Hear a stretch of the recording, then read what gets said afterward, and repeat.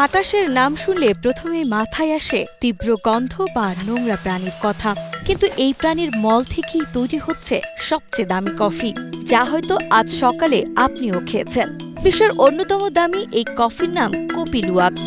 ইন্দোনেশিয়ার palm civet নামের এই প্রাণীটিকে বাংলায় গন্ধগোকুল বলা হয়, আর এর মল থেকেই তৈরি এক কাপ কফির দাম বাংলাদেশি টাকায় প্রায় 1,20,000 টাকা পর্যন্ত।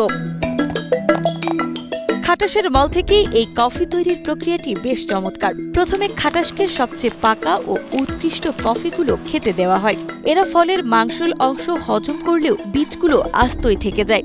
পরিপাক নালীতে থাকা পাচক রস বা এনজাইম কফি বীজের প্রোটিন ভেঙে দেয় এবং এতে চমৎকার ক্যারামেল ফ্লেভার যুক্ত করে। পরবর্তীতে মলের সাথে বেরিয়ে আসা আংশিক হজম হওয়া এই কফি দানাগুলো শ্রমিকরা যত্ন সহকারে সংগ্রহ করেন।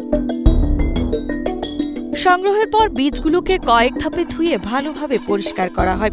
এরপর 400 ডিগ্রি ফারেনহাইটের বেশি তাপমাত্রায় রোস্ট করে ওপরের আবরণ তুলে ফেলা হয়, যা একে পানের জন্য শতভাগ নিরাপদ করে তোলে। পাচনতন্ত্রের এই প্রাকৃতিক গাজন প্রক্রিয়ার কারণে কফির তিক্ততা একেবারে কমে যায় এবং মোলায়েম সুগন্ধ তৈরি হয়।